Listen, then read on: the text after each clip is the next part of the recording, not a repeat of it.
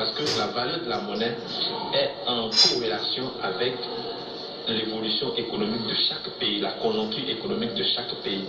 Quand je prends par exemple le cas du budget de l'État, le budget de l'État doit être en corrélation avec la politique monétaire parce que le déficit budgétaire doit être financé par la création monétaire. La création monétaire qui est divisée en deux, l'action de la planche à billets et la recherche de financement.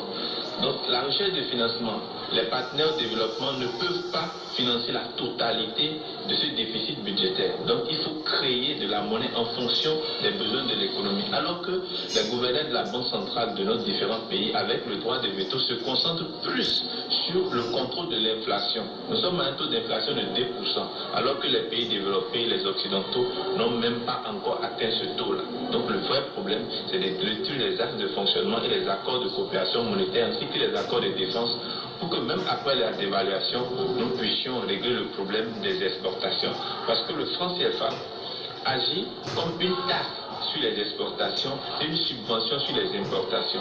Quand on subventionne un produit, il est toujours moins coûteux par rapport aux produits taxés.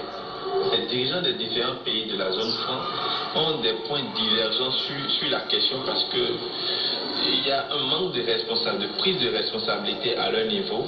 Ils ne veulent pas prendre leurs responsabilités parce que l'Afrique, je vais vous dire, elle n'est pas pauvre par rapport à une conjoncture, mais elle est pauvre par le manque de responsabilité de ses dirigeants. Sinon, les pays de la zone franc sont toujours prêts à avoir une monnaie parce que la monnaie fait partie des axes de souveraineté comme le drapeau, comme l'hymne national, comme l'emblème. Donc tout pays indépendant doit avoir d'abord sa propre monnaie.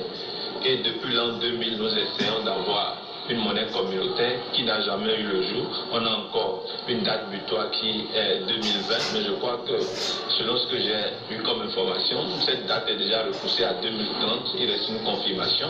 Donc on ne pourra jamais atteindre cet objectif d'une monnaie communautaire si on ne brise pas les axes de fonctionnement, à savoir la libre convertibilité du franc CFA en franc français et en euros, la parité fixe, la libre transférabilité des capitaux de la zone CFA vers l'Europe et le principe du compte d'opération, ainsi que le droit de veto de la France à l'intérieur de nos banques centrales.